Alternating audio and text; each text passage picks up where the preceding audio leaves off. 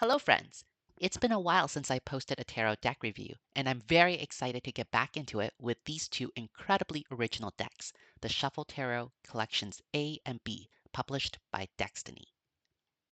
Over the years, we've seen the classic Rider-Waite-Smith deck reimagined in countless different styles, such as modern, steampunk, anime, Art Nouveau, and Gothic, just to name a few. We've also seen it reimagined with non-human entities like fairies, vampires, robots, and of course, cats. Just when I was starting to think that I've seen it all, along came the Shuffle Tarot to present itself as one of the most intriguing remixes I've ever seen. These decks utilize the same cast and setting as the original Rider-Waite-Smith deck, but takes the characters out of their comfort zone by putting them into each other's settings. What exactly do I mean by that? The cover of these two decks should give you an idea, but I will flip through the decks in just a minute. Before I do that, however, I just want to take a minute to explain the two versions of this deck. These two decks have the same concept, and the artwork for the 40 pip cards and the minor arcana are exactly the same. They differ in the major arcana, the court cards, and the card backs. Version A is blue, while version B is yellow. And now that you have a basic understanding of the two decks, let's get right into it. I'm going to start by showing you the minor arcana.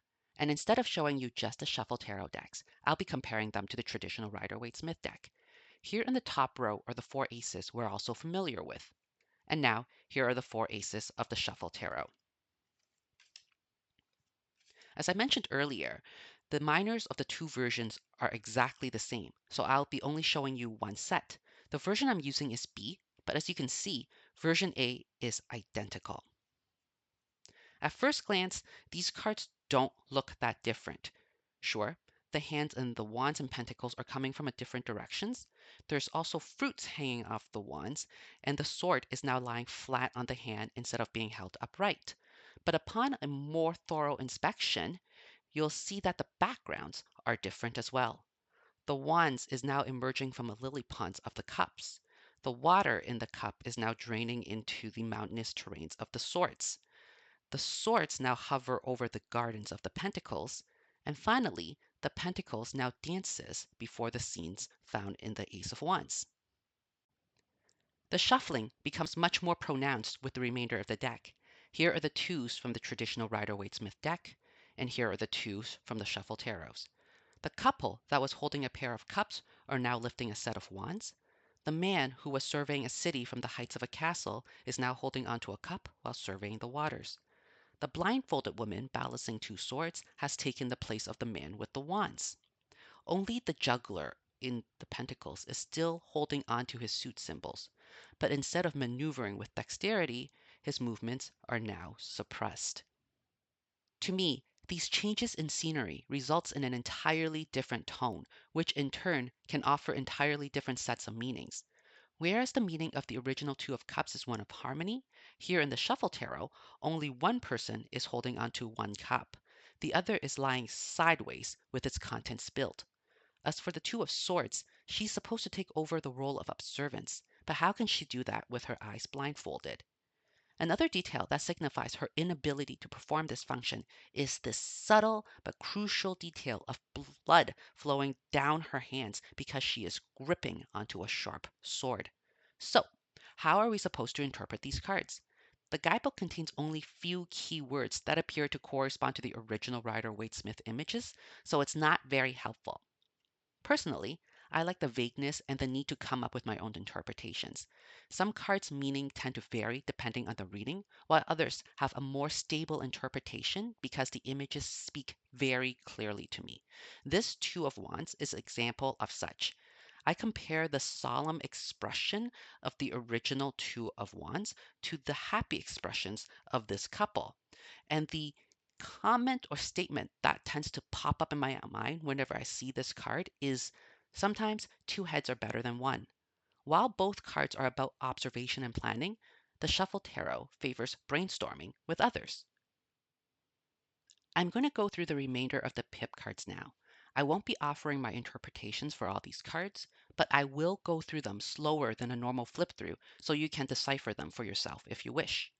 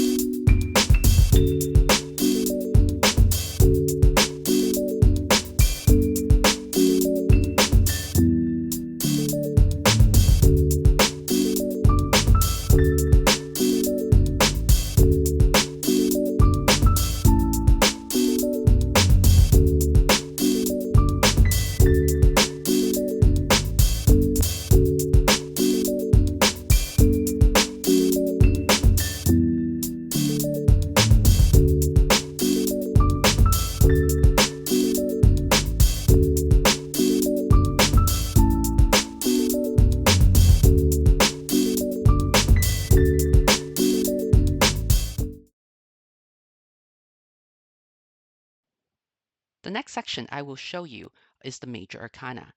As this portion of the deck is different between the two versions, I will show you both of them alongside the original.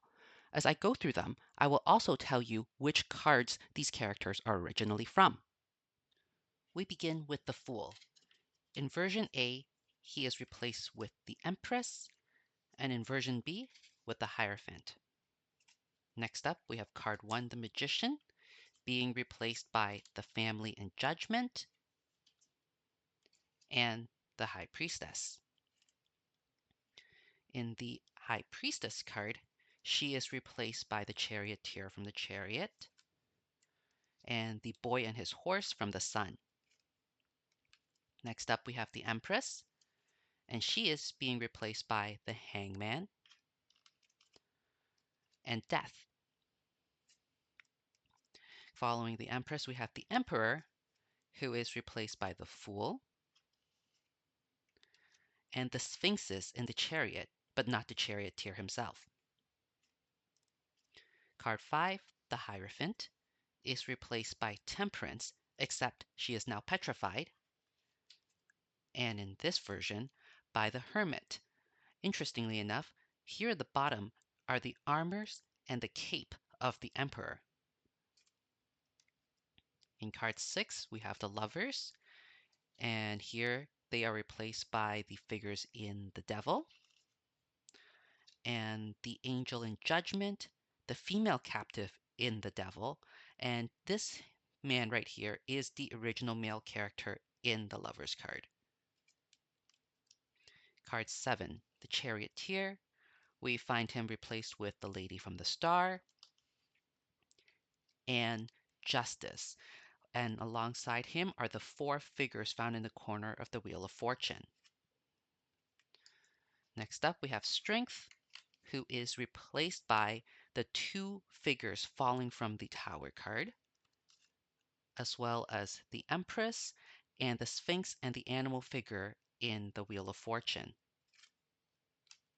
Here is the Hermit, replaced by the Lady in the World, and the Charioteer from the Chariot. In Wheel of Fortune, we see it being replaced by Death and the 4 figure it affects. And in here, it is the Magician and his 4 magical symbols. Next up, we have Justice being replaced with the High Priestess, and Strength and her lion. Here is Hanged Man, replaced by Strength and Temperance. Following following the Hangman, we have Death, and in this version, he is replaced by the Boy and his Horse from the Sun, and the Angel in the Lovers, as well as the 4 figures affected by Death. Next up, we have Temperance, replaced by the figures in the Lovers, and the Lady in the Star. In the Devil, versions A is being replaced by the Hierophant and his 2 followers, as well as the Fool. Next up is the Tower, and here are the figures found in the Wheel of Fortune, as well as the 2 followers of the Hierophant.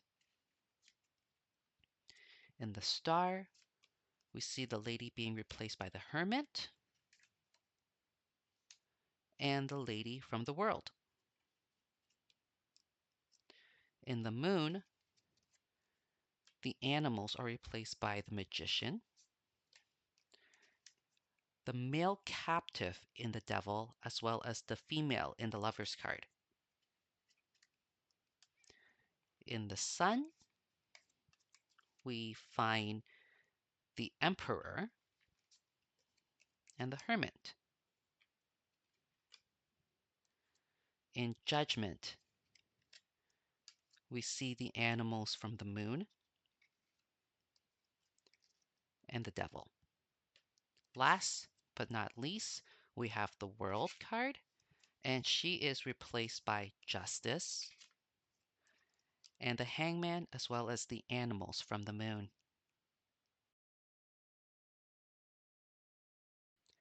Next, I will show you version A's court cards alongside the original Rider-Waite-Smith cards. In this version, the court members are placed in each other's setting, much like the minor arcana.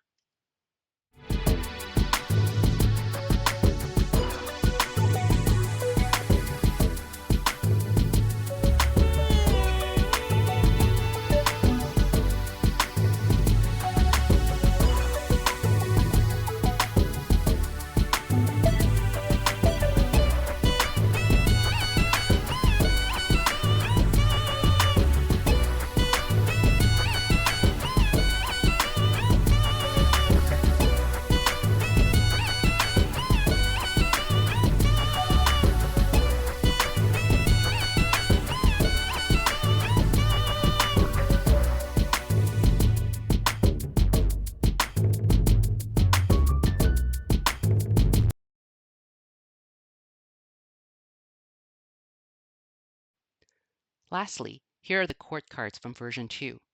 These members are replaced by members of the major arcana.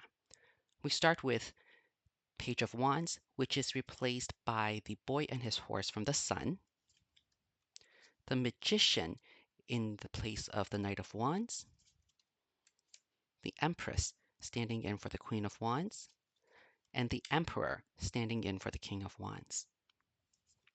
Next up, we have the Temperance for the Page of Cups, the Hermit for the Knight of Cups, Strength for the Queen of Cups, and the Devil for the King of Cups.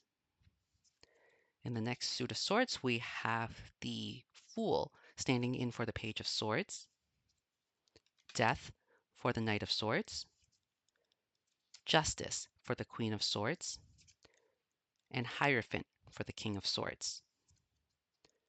In the final suit, we have the Hangman for the Page of Pentacles, the Chariot here in the Knight of Pentacles, the High Priestess for the Queen of Pentacles, and the Angel in the Lovers in the King of Pentacles.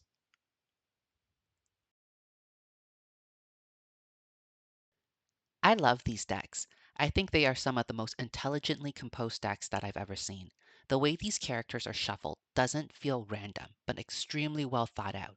Here's a few cards that I think demonstrate this. In Collection A, my favorite cards are Wheel of Fortune and the Moon. With the Wheel, Death is a perfect companion since Death is the one great equalizer and a fortune that none of us can escape. In the Moon, I love how the natural posture of the Magician acts like a declaration of triumph. It's as though this card is saying, I dove into the darkness of my subconscious and conquered my fears. My favorite cards in Collection B are the Empress, the Lover, and the Moon once again. The juxtaposition of Empress and Death is such a beautiful contrast. While Empress, which represents nature and growth, is the ultimate symbol of life, here she is replaced by her opposite. And yet, this makes perfect sense because life follows death and death follows life. Neither can exist without the other. With the Lovers and the Moon, I love how the couples in the original Lovers and Devil cards are mixed up. In the new Lovers, I see this change in coupling to mean that love is pure only in concept. In reality, it is complicated and sometimes dangerous and violent. We can't love without risks. In the new Moon card, the couple crawling out of the waters are the woman in the Lovers and the male captive in the Devil. From our perspective, we aren't sure if they're looking up at the moon or the path before them. To me, this card is saying that whether good or bad, righteous or selfish, we all have our shadows that we must overcome. Lastly, I love both versions of the Emperor. The traditional version of this card can carry connotations of rigidness and oppressiveness. Here, we're asked to consider what happens when the Emperor isn't a strong and domineering character. Sure, the Fool is optimistic and filled with new ideas, but how many of them are actually good? And are we willing to sacrifice experience and leadership with fun and excitement? And what happens when there's no leadership at all? Are we, as a society, civil and mature enough to govern ourselves? I find these decks to be incredibly fun and tremendously thought provoking. While some readings may leave me confused, most have been enlightening. And while they may not be good beginner decks, I would recommend them to any collector.